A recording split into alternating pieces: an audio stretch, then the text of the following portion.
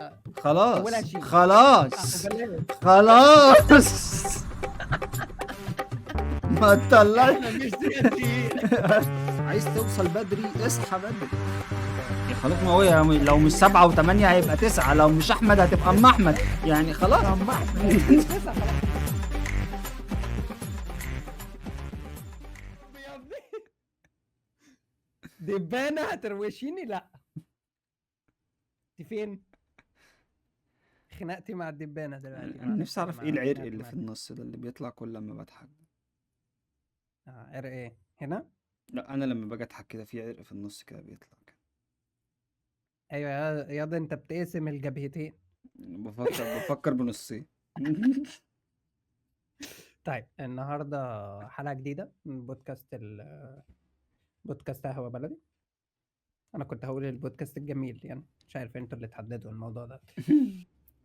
آه، انا بس حابب بس ان انا يعني تنويه كده بسيط كده. احنا البودكاست بتاعنا دوت شامل السن فيما فوق ال 18 بس. ما بنقولش الفاظ برضك عشان لو في ابن مثلا صغير او اي حاجه دخل البودكاست، ف ما تقلقوش من النقطه ديت. فاحنا بنحاول على قد ما نقدر ان هو الكلام يبقى عادي شامل لكل السن يعني، بس احنا كده كده محددينه فوق ال 18 سنه. بالظبط. آه، وبرضه لما بنيجي ننزل حاجة على على اليوتيوب، يعني في الأغلب مش هتوصل لسن تحت 18 سنة لو داخل بالأكاونت بتاعه يعني. مش بالظبط هتظهر ليهم لسبب معين إن احنا لما بنيجي ننزل بنحدد إن هي مش للأطفال. بس لو صدفت وحد شاف، مفيش حاجة خارجة بتحصل في الحلقات بتاعتنا يعني. بالظبط كده عشان خاطر ايه، الدنيا تبقى كونتنت، شامله لكل الناس. كونتنت فاميلي يعني. اه فاللي هو فاميلي شويه. فالموضوع في تمام. اللذيذ منه. وبنحاول على قد ما نقدر ان احنا ما نضحكش الناس بالشتايم او باللي بيحصل اليومين دول بالذات. تمام، مش يعني ستايلنا. حاجات بسيطة قوي. مش اه ستايلنا. مع أم، انه بيضحك حابب ان بس انتوا مش ستايل. يعني ما شاء الله عليك، انت جميل انت. حابب برضك ان انتوا تشاركونا شوية. أه تقولوا افكار لو انتوا حابين مواضيع معينة نتكلم فيها. قولوا افكار، ادوا الموضوع دوت مساحة برضك.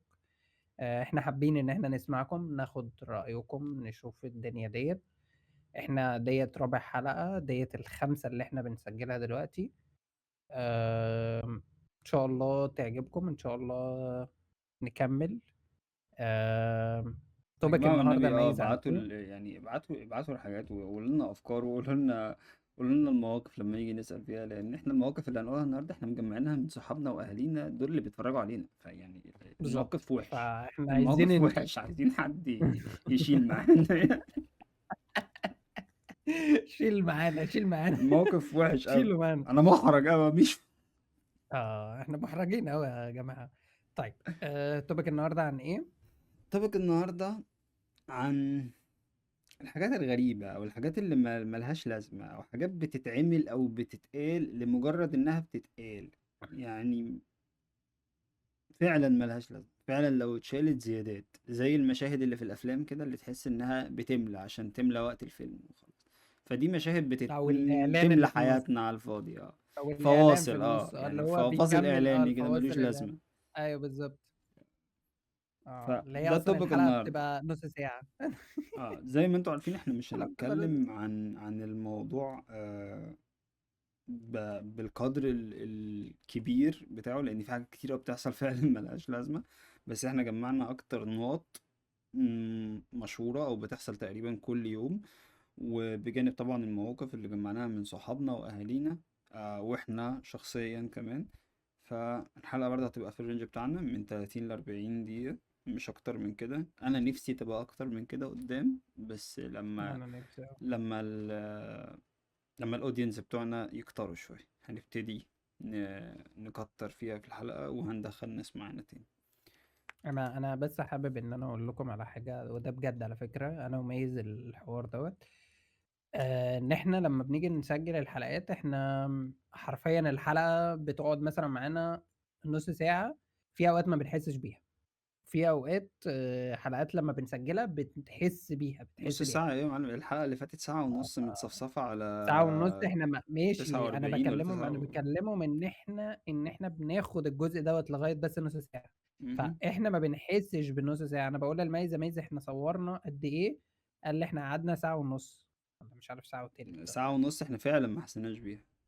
ما حسّيناش بيها، ما حسّيناش بيها وإحنا وplus بنسجّل. كمان الحلقة اللي فاتت دي متصورة على مرتين، يعني في مشاكل حصلت بالضبط، في الsyncing والتصوير في وكده، الكاميرات وفي فعلًا الدنيا برضه. متصورة على مرتين، اللي طالع في التسجيل ساعة ونُص، بس هي تقريبًا ممكن تكون ساعتين ونُص والّا حاجة، وطالعة إمم. بشكل عاجبني، بس في حاجات حصلت في المونتاج برضه، لإن الحمد أنا لله. كنت لإن أنا كنت الحمد نايم. لله، الحمد لله. أكتر واحد بيتكلّم إنه اللي هو التركيز وده اللي بيعمله الصراحة يعني، ده أكتر واحد.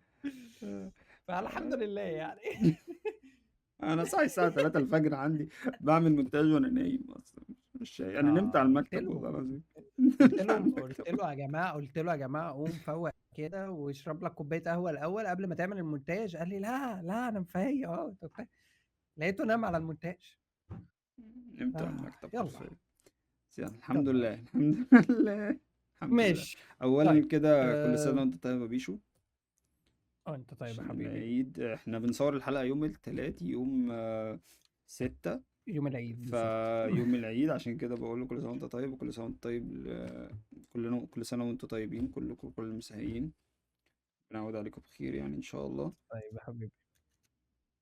يلا نبدأ. آه. معاك يالّا شايك، نبدأ. معاك دنيتك. معايا شاي يالّا بينا نبدأ يلا حبيبي. ونقول جو. نقول ماشي. جو. آه. مونتاج. منتش. عندك، ودي انا مش هقول لك اكتشفتها على مدار مثلا عشتي في مصر او كده، انا اكتشفتها لما سافرت. إمم. الكلاكسات اللي على الفاضي، آه. أيوه. الكلاكسات اللي على الفاضي، بالذات في المجال اللي انا شغال فيه. انا بقيت بشتم اللي حواليا بالكلاكس وهما مش عارفين، فاهم؟ بس عارف فهو إمتى عارف إمتى تحس فعلًا بالكلاكسات اللي على الفاضي ديّة؟ في امتى؟ الإشارات، في الاشارات في إشارات مصر المرور. كله كلاكسات كلاكسات كلاكسات. يعني بيب، بيب، بيب، بيب. يعني لو في حادثة قدام واحد، إمم. مش هتخلص لو انت كلكست، تمام. إمم. اتنين، أو لو الإشارة في مثلًا مش إشارة هتفتح. مش هتفتح لو كلكست. آه. إمم. لو في ست كبيرة قدامك سايقة، مش هتبقى 20 سنة لما تكلكس. مفيش حاجة، في حاجات كده، فاللي هو سوق وانت ساكت. عايز توصل بدري اصحى بدري، لكن ما أيوه تتعبناش صح. معاك وتصدعنا. ويصحى بدري عادي ويبقى يعني رايح من بدري تمام، وعلى مهله بلاش استعجال. هو ليه بيبقى مستعجل وهو في الآخر؟ صح. دي اه، نقطة صح. بمناسبة برضو آآ العربيات، بمناسبة العربيات، إمم. يعني ايه اركب مع واحد اوبر ويبقى الطريق متحدد له والدنيا تمام، وهو ياخد طريق تاني. ويقول لك فين اللوكيشن أو اه، فين ويقول لي فين اللوكيشن. اللوكيشن. اه، ليه يقول لي فين اللوكيشن؟ آه. امال انت قابل الاوردر على اساس ايه؟ ما يتم هو رايحين فين؟ هو رايحين فين؟ أيوه اه، فعلًا صدّقني، انت فعلًا قابل صدّقني الاوردر ليه؟ أيوه. انت قابل طب الاوردر أنت ليه؟ تعرف بقى بمناسبة أوبر تمام، وده ايه. أكتر موقف غريب إحنا اتحطينا فيه تمام، إن هو المشوار رُحنا إحنا المستشفى والكلام دوّة، وإحنا راجعين تمام. المشوار فلنفرض إن هو بياخد مثلًا 300 جنيه مهم. تمام، وإحنا راجعين لمّا رجعنا هنا وكده، وصلنا هنا لقيناها ب450 والّا حاجة. ليه، أتاري هو إيه انت بقى اللي شغال على حصل؟ عداد ولا ايه؟ أتاري إيه بقى اللي حصل؟ تمام. ايه اللي حصل؟ أتاري إيه بقى؟ البيه بقى ما أصلًا ما فتحش الرحلة، ما قبلهاش أصلًا، فاتسجلت علينا إن هو كل ده انتظار. انتظار. فهمت؟ فده أكتر موقف غريب. أنا مش استنى بس، عارف ليه قبل ما الثقة هنا قبل فصلت. قبل ما نكمل، انت دفعت 450؟ ما دفعوا لازم أدفعهم اه، ده على غصبٍ الاب، عنهم. مش للراجل. آه، آه، آه، آه. هو للراجل، ما هو راحوا للراجل، بس بعد أمّا طلعنا هنا أبويا كلم الأوبر تمام، وقال لهم الانتظار دوت كله وهو ما قبلش اصلا الرحله، وقعد يشرح لهم، رجعوا له في المحفظه على طول الفلوس طب اللي كويس. هي بتاعه الانتظار. طب كويس. فلا الحمد لله اوبر كانت كويسه، احنا بنعمل اعلان لاوبر يا جماعه. يعني انت شايف ان اوبر محتاجه اعلان مننا اوبر احنا. محتاجة اعلان، مستنية ميز وبشوي هم اللي هيجيب لهم زباين. الناس كلها هتنزل اوبر على التليفون بعد كده. آه. احنا اللي هنعمل اعلان. عايزين اللي انا يعمل لنا حاسك اعلان. انا حاسك انا حاسك مش متفائل بينا. لا خالص. حاسك على فكره، انت تعرف بجد، وفي برضك حاجه غريبه ان احنا لسه مكملين لحد دلوقتي في البودكاست. دي حاجه غريبه. انا انت ما كنت اعرفش ليه. متخيل يا بيس؟ انت كنت متخيل ان احنا هنكمل؟ والله اللي خلانا نبتدي فيه من 3 سنين ونيجي آه. نرجعه تاني انا وانت بس.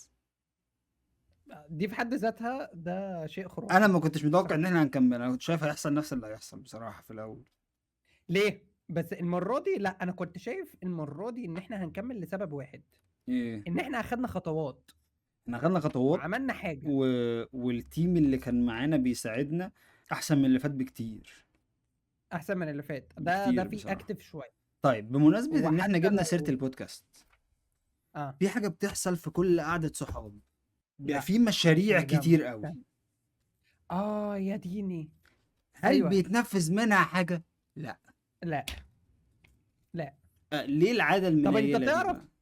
انت تعرف ان بمناسبه المشروع دوت، لو انا لقيت لكم الفيديو دوت هخلي ميز يحطه في المونتاج.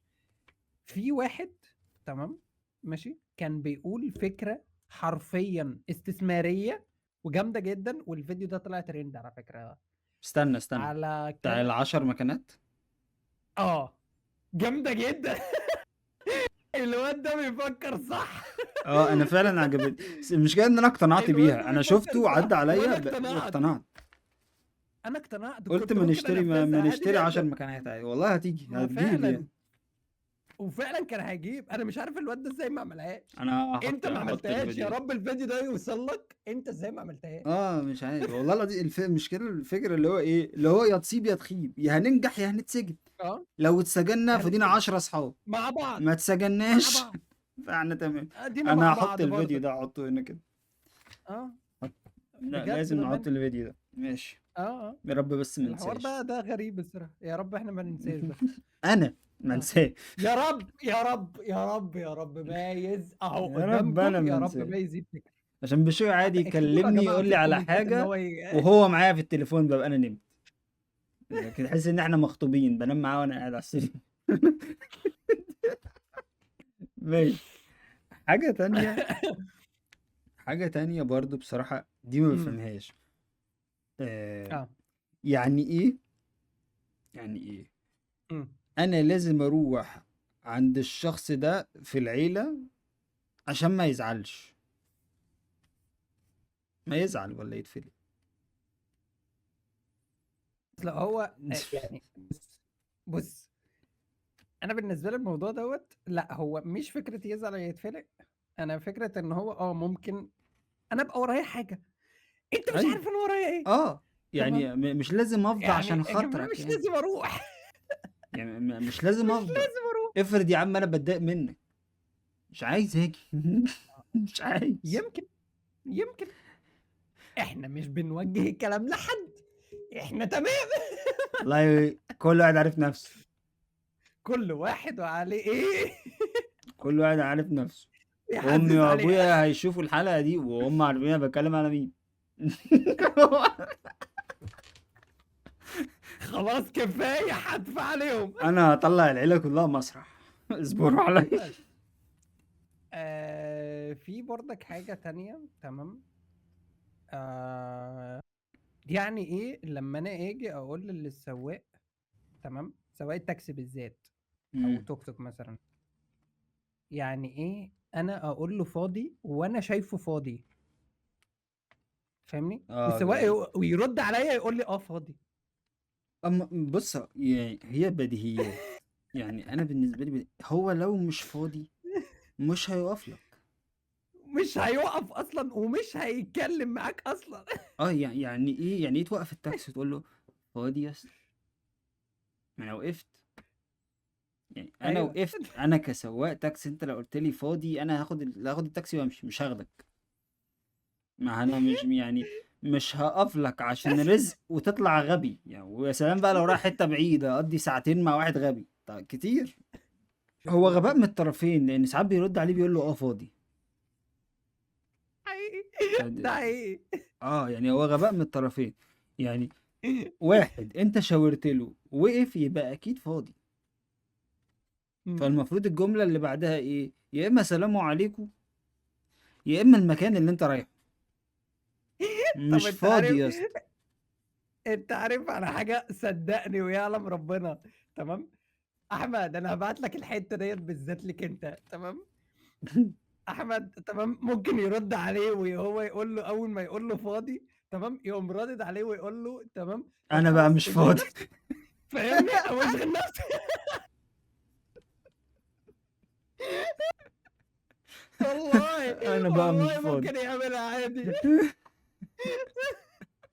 هو احمد رخم ويعملها، ممكن اتوقعها منه بصراحه. لأ رخم جدًا اتوقعها منه. ويعملها. صدّقني هابعتها لك يا اسطى، دي ابعتها له. هناخد يا اسطى شورتات والله وهي ابعتها له. في برضك حاجات. احنا لو قعدنا نتكلم عن الحاجات اللي بنتضايق منها والحاجات اللي ملهاش لازمه في مصر كتير جدا، ومش في مصر بس، في كتيرة العالم جدًا، كله. تمام. يعني كتيرة بص هقول لك جدًا على حاجه، هقول الصراحة. لك على حاجه في مجال شغل يعني. إمم. تمام. ال السيلز بشكل عام، او الريل استيت، إمم. او المجال ده، مجال الماركتينج، مجال السوشيال ميديا نفسه، إمم. في بهجة كده تحس ان انت تتفرج على افلام كرتون بتاعت زمان دي، يعني فاهم؟ في آه. بهجة وانبساط في ناس يعني مقبلة على الحياة بشكل ما. بشكل فظيع، فاهم؟ اللي هو تحس انها فيديوهات تحس اللي هو لسه الموتيفيشن دي، عارفها؟ متخرّج دلوقتي فيديوهات لسه متخرّج الموتيفيشن. حالًا. انا ما بفهمش برضه يعني، كلكم فيك. تقعد مع كل واحد فيهم تلاقي عنده مشاكل كتير قوي. ومشاكل فاهم؟ نفسية كتير فعلًا. مشاكل نفسية أيوه. كتير قوي، ده بقت موضة. بس أنا عندي برضك بمناسبة الشغل والكلام دوّة، في تصاميم، صميم ايه؟ تمام، يعني لمّا أنت مثلًا بتعمل تصميم فاهمني، وييجي لك شخص تمام، عايز منّك تصميم أو حاجة، ماشي. تصميم بقى إعلان أي حاجة فاهمني، أو تصميم لوجو كده مثلًا، يفضل يتنّك ويقول لك حاجات كتير، ويعمل حاجات كتير ومش عارف إيه وتفاصيل كتيرة، في الآخر ييجي يقول لك لأ مش عاجبني، أنت اللي مختاره يا حبيبي، أنت اللي مختاره، أنت اللي مختاره، طب استنى، فاهمني؟ انا هقول لك على حاجة. يعني ايه انا اكون بصور سيشن إمم. وتقعد تقول لي لا اصل كرشي باين، آه. لا اصل مناخيري كبيرة. في حاجات انا ممكن اظبطها، فوتوشوب ما بخلاش. فوتوشوب تمام. تمام. اتزنقت خالص لكن الاي في حاجات اي. فيك أنت. تمام. بس لا، دي خلقة اهل. ده انت. ده انت. انا مش دكتور تجميل. بالذات الحاجات دوّة، الحاجات ديّة بالذات فعلًا بتبقى من البنات أكتر مش من اه الولاد. يعني احنا عادي ممكن نتصور بكلسون، ما عندناش مشكلة. آه. مفرقش معايا. إحنا يا جماعة، يا جماعة إحنا ممكن نتصوّر عادي بهدوم معفّنة عادي جدًا، تمام، هُم عندهم لازم الشعر مش عارف إيه بتاع تمام، إحنا كويسين مش عارف إيه. لا انا أنا بجد، قبل أمّا بجد أبدأ ما دلوقتي بفهمش الكلام بمناسبة ده. الحوار دوّة، أنا قبل أمّا مم. أبدأ تمام، قبل أمّا أبدأ مع مايز دلوقتي، كنت قاعد عمّال باضبّط نَفْسي وعمّال باضبّط البتاع دوّة وبتاع، فباقول له: "يا اسطى أنا حاسس إن أنا هنا باضبّط الحجاب بتاعي يا اسطى." اه. باضبّط الحجاب بتاعي بشوي وبتاع، طالع لي وبتاع ببندانة. بالضبط. طالع لي ببندانة. شعري باين، شعري باين، القصة باينة يا مايز. لا يا حبيبي، اهم حاجة بس يكون على اقتناع بشوي. أهم حاجة عن اقتناعي يا بشوي.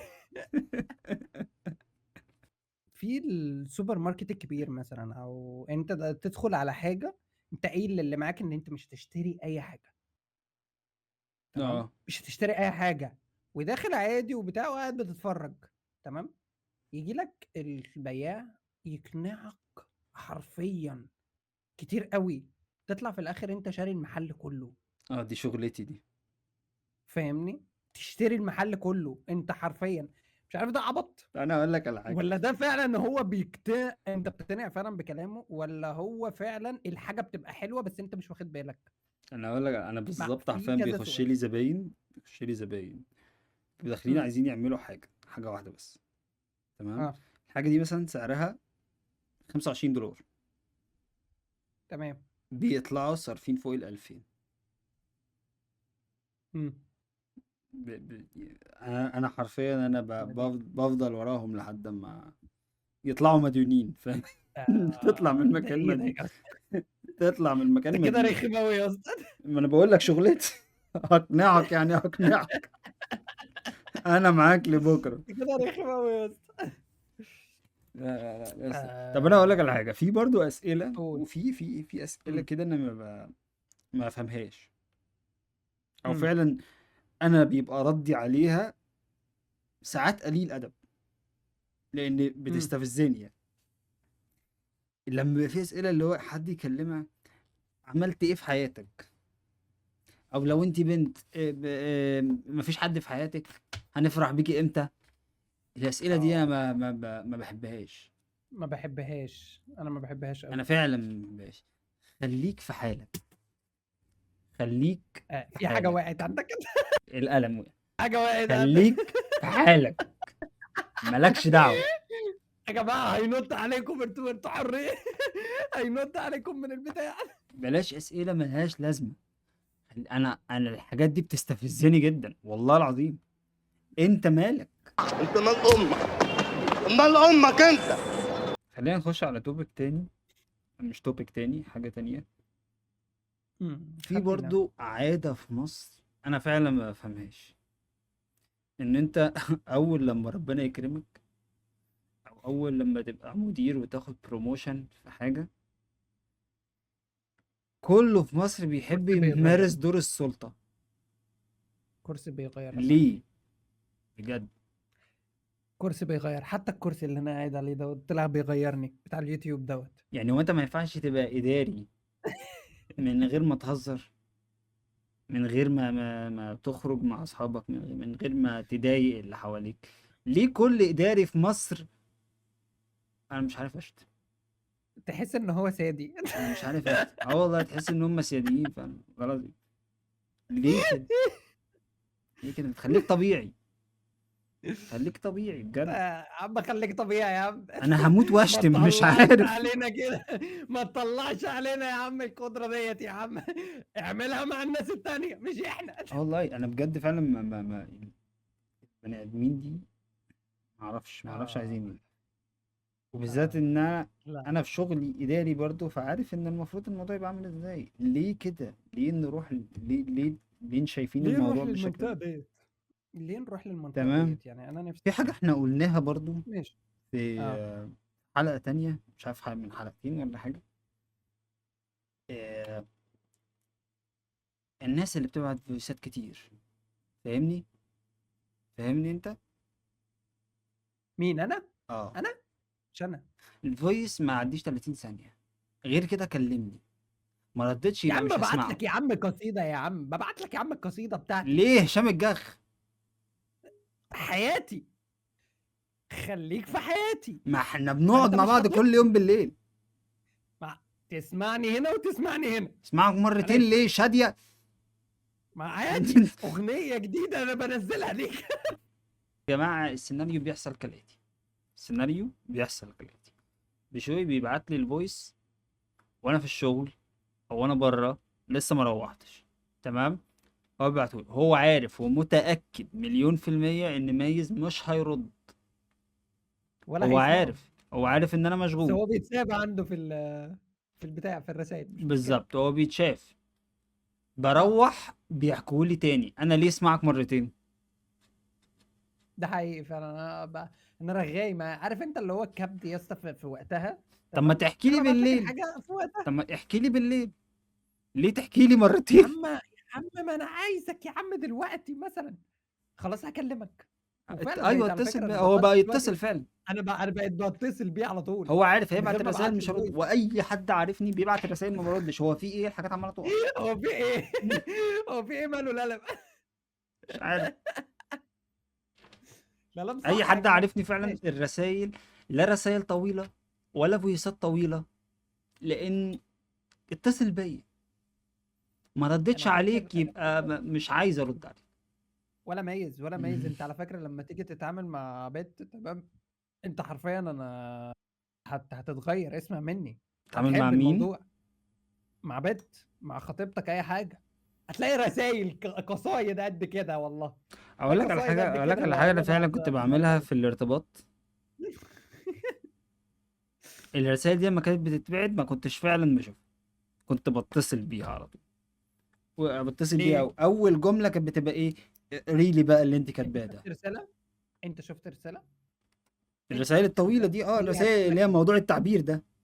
أيوه، ده يا اسطى، ده بيبقى ساعتها خنقة منّك، أنا متضايقة منّك، أنا مخنوقة منّك، أنا مش عايزة أشوفك تاني، أنا ايوه.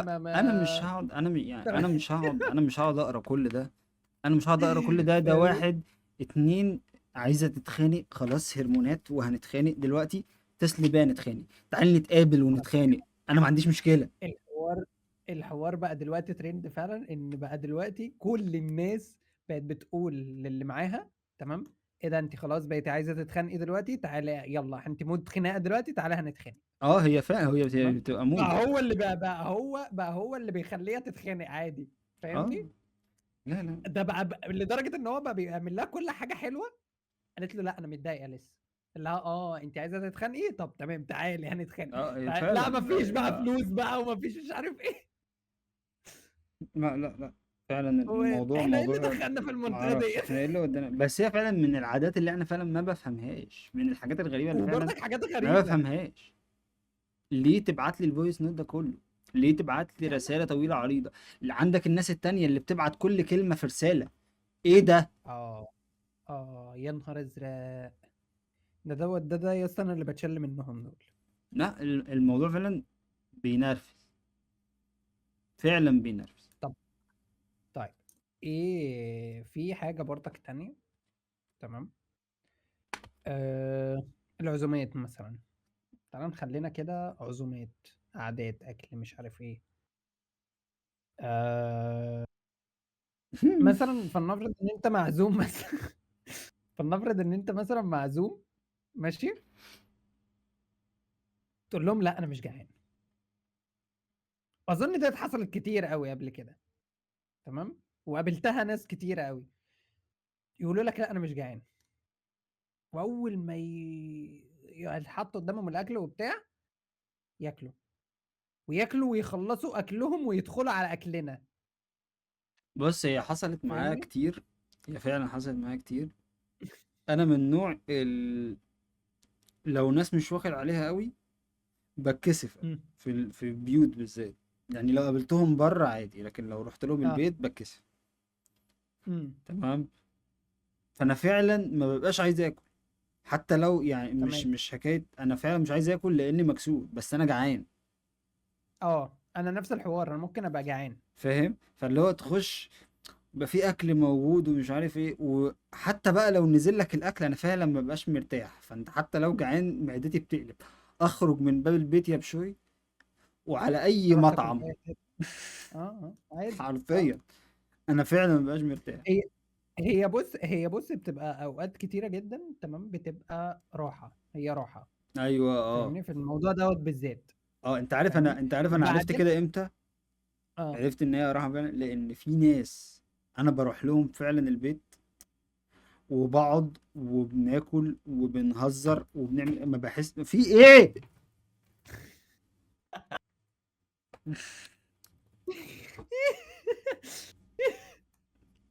نكمل. يا جماعة القلم دوّة نضبّطه، انا مش عارف في يا اسطى اربطه يا اسطى هنا. عندك مثلا. أنا اللي بقى بيقع عندي.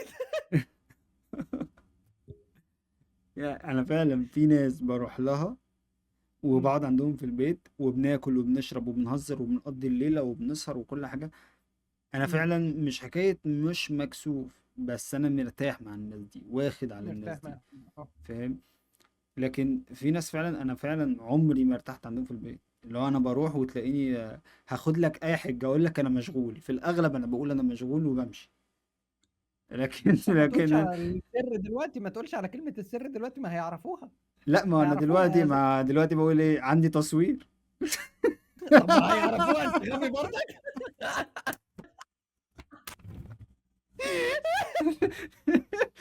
أنت كده غبي أكتر. أهو ده موقف. ده موقف غبي منك كده. والله دي مواقف من المواقف الغبيه يعني. أنا باقول لك أنت كده هيعرفوا. لا بس بجد أنت والله كده العظيم انا هيعرفوا. فعلا ببقى بتخنق، فعلا عارف انت، انا لو آه. مش واخد على الناس دي بتخنق. لأ، هو صراحةً أنت عادي، أنت ممكن تاكل وبتاع، بس أنت مش هتعرف تاكل الأكل اللي هو المفروض تاكله، أنت ممكن اه، يتقال لا لك تاخد معلقتين مثلًا وخلاص ولنفرض خلص. بس عشان ما تكسفهمش، امم. لكن أنت هتموت وتخلّص الطبق اللي قدامك، فاهمني؟ اه، دي حقيقة. فاهمني؟ دي حقيقة. عادي. بس ده فعلًا بتبقى راحة. في برضك حاجة تانية بمناسبة الأكل. دي أنا باعملها شخصيًا الصراحة، ممكن حد منكم برضك بيعملها، تمام؟ اللي أنا كل شوية تمام، أدخل على التلاجة تمام، أشوف فيها أكل جديد جه والّا لأ، تمام؟ اه، دي انا بعملها دي كمان. كل 5 دقايق تمام، أفتحها تمام، والوضع هو، ما فيش أي حاجة، ما اه، فيش أي عارف انت حد اللي جاب هو أي ايه، حاجة. انت سهران بالليل، ودي حرفيا بتحصل معانا وبشوي، وفي الاغلب بشوي ما بياخدش باله منها، لان انا بقوم بعمل حاجة وبرجع يعني. دي في الاغلب بفتح التلاجة وباجي، ببقى مثلا الساعة دلوقتي 12 بالليل عندي، تمام، انا عايز اشرب حاجة، انا بحب اشرب حاجة وعايز اشرب حاجة ساقعة، مفيش حاجة ساقعة، اقوم افتح التلاجة برضه ما فيهاش، اقوم افتحها تاني ليه؟ دي برضه عادة طين، ما دي بفهمهاش. بتبقى أوقات حاجات غبية فعلًا وهقول لك على حاجة، هقول لك على يعني مثلا لو انت عايش مع اهلك متفهم الموضوع، ممكن حد فيهم يرجع ممكن، بحاجة. آه، اه، بس ودي في برضك في الاغلب ما السهراية بتحصلش برضه. في يعني انت السهراية مش هتحصل، في في السهراية السهرة مش مش هتحصل، هتحصل، مفيش حد بينزل الصبح بس عشان واخد بقى بشوي عايز حاجة فانزل اجيبها له، مفيش حد بيعمل أكيد، كده. تمام. لكن انا واحد أكيد. عايش لوحدي، آه. مين هيجيب ليه غيري؟ تقوم؟ ليه تقوم؟ مين هيجيب غيري؟ فدي برضو يا من اسطى العادات الطين اللي بتتوارث، ما تفهمش ليه. انا كنت شايفها بس معرفش رأيك. شوف كده، أنا كنت برضك شايفها بس مش عارف، أنا في اه، حاجة عندي قدامي كانت دي برضو حاجة من الحاجات اللي اتقالت لنا يعني. انا مش هحكي إمم، الموقف بالتفاصيل، الموقف فيه حاجات كتير ملهاش لازمة يعني، بس إمم، التوبيك بتاع الموضوع ده يعني موقف، حتة ايه، ان انت تسأل حد على حاجة آه، وفي الاخر يحكي لك قصة حياته. لو انت فاضي انا مش فاضي. اه يعني انت لا خطيبتي ولا مراتي ولا بشوي عشان تحكي لي حكايات، مش عايز أنا اعرف. افتكرت أنا افتكر أنا افتكرت انا مش عايز اعرف، انا مالي. أنا افتكرت يا اسطى واحد لمّا كان جه قعد معانا قبل كده برضك تمام، وحكى لنا قصة حياته، قعد انا معانا عايز في الديسكورد افتكر. قبل كده، قعد معانا في الديسكورد قبل كده تمام، ده ماشي، لسه بس من مش يومين ده. لازم نقول مين، ياسر. ده واحد تاني، ده واحد تاني. واحد تاني قبله، مش لازم نقول طيب اسمه طيب. ياسر. انا ياسر ياسر ياسر ياسر. بنحبك يا ياسر والله، والله بنحبك يا ياسر، وأنت زي السكر بأمانة، وشاب بأمانة زي السكر ياسر وعسل اول جدًا. مره نقعد معاه، ياسر اول مره نقعد معاه، انا دخلت وبسأله سؤال. انا المشكله الرد اللي قاله مش هينفع نقوله عشان مش هيدخلنا هينفع في نقوله عشان مواضيع. هيدخلنا في موضوع اه، سياسي، مش هيدخلنا في هينفع. موضوع سياسي ملوش لازمه حرفيا. ما- هيدخلنا في مواضيع بس مش عايزين فيما نعرفها. معناه فيما معناه الدولة اللي إحنا ما بنحبهاش، ماشي، المهم اه، يعني الدوله اللي احنا بس بنحبها. انا بس دخلت و وبسأله انت منين او قاعد فين او اسمك ايه او كده، حرفيا رد عليا الرد اللي هو ايه، الرد بتاعهم الرد بتاعهم. فانا اللي هو السلام عليكم بس بتاعتهم اللي هو اولها خلاص شين خلاص وبلاش خلاص ما تطلعش احنا مش سياسيين. حط العلم بتاعهم خلاص يا بشوي. ما خلاص يا عم، ما خلاص يا ابني ايوه اللي هم فيهم حاجه تانية يا عم، بيقولوا كده. يحرق ميتينهم خلاص. طلعناش عن شعورنا خلاص بقى. ده ايه ده احنا يا ما شيخ؟ بنحبهم بس برضك مين مالناش دعوه بيحبهم في بيهم. الدنيا؟ مين؟ المهم المهم فهو اداني حرفيا الرد رد ده. علينا كده في وشنا انا فدي انا برضو من ومي الحاجات الغريبة، اتدمرنا يعني دي برضو من الحاجات الغريبة جدا.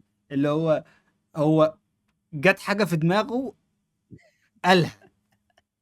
قال لك انا هقولها هترشها في وشكم. اللي هو يا جماعة مفيش فلتر، مفيش اي حاجة يعني. بس والله بنحبك يا ياسر وانت حبيبنا يا لا هو ياسر ياسر تمام لذيذ. ياسر لذيذ والله ياسر العظيم، لذيذ وحد جدا محترم جدا. شكرا جدا بس لا، بس ما تخضناش كده. عشان اتخضيت فشخ. انا اصل انت قلتها بطريقه فعلا احنا اقتنعنا احنا كنا معاك مكملين معاك فاهمني.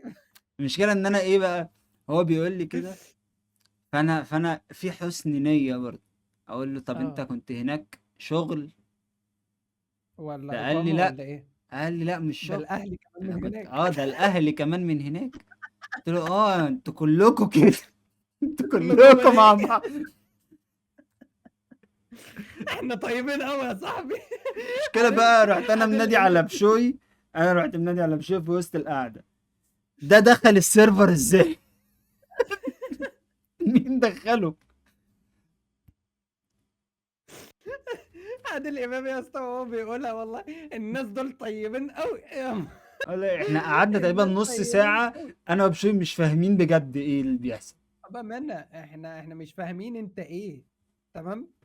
والمشكله ان هو في الاخر يا جماعه بيقول هو يا جماعه هو المشكله بقى انت عارف، ازاي انا يسمي كنت ياسر. سايق ساعتها وانا بكلمكم، رحت داخل من مم. على التليفون عايز اشوف اسم الاهل ايه او اسم والده ايه وبتاع. فانا قلت يمكن يكون ياسر ليشع ولا حاجه، فداخل ببص لقيته ياسر بس. فانا مش عارف اعمل ده مين ده. عدي. انا مش عارف ملتك ايه يا ابني. انت ايه؟ والله العظيم. لا بس يعني دي من المواقف الطين اللي بنشوفها. اه لو حابين يعني تخشوا تقعدوا معانا التيك وتقولوا توك لنا الحاجات دي، التيك كل ده في توك ديسكورد، كلها. واللينك بتلاقوه تحت في الديسكربشن يعني. تمام. آه طيب ماشي. افتكر ان احنا كده غطينا كم خلصنا. كويس، مش هنطول عليكم عشان الحلقة اوريدي ابتدت تطول مني قوي، وانا مش عايز احط نفسي في نفس السيتويشن بتاعت الحلقة اللي فاتت.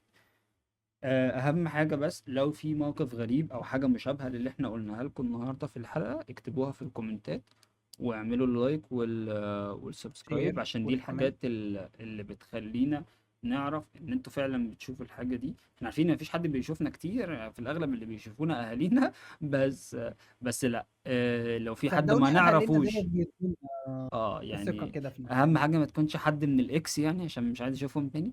بس لو في حد ما يعرفناش ولسه شايفنا لاول مرة، اكتبوا كومنت واعملوا سبسكرايب ولايك بس. ده لو عجبكم الفيديو ان برضه شاء الله، اكتبوا اعملوا ان لايك. شاء ان الله. شاء الله والحلقة دي يعجبكم. المفروض تنزل يوم الجمعة الجاية ان شاء الله، يوم 7 الساعة 12 يوم 7 لا توقيت 7 مصر. ايه 7 7 ايه 7 ايه مش 7. احنا النهارده 6 يا 8 حبيبي. 8 8 8 8. برضك مش 8. ايه ده انت النهاردة؟ ضرب عندك عندنا المواعيد المواعيد، النهارده التلات. مواعيد داخلة في بعض، مواعيد داخلة في استنى بعض. هعرف البتاع. يا خلاص، ما هو انت لو مش بتقول ايه؟ 7 و8 هيبقى 9، لو مش احمد هتبقى ام 6 احمد يعني خلاص. اما احمد اكيد 9 خلاص. ميز في المونتاج. كل ده كده ماشي. يلا. فهي ان شاء الله تنزل يوم 9 الساعة 12 بتوقيت مصر. يا رب الحلقة تعجبكم، ونشوفكم في الحلقة الجاية من بودكاست قهوة بلدي. سلام.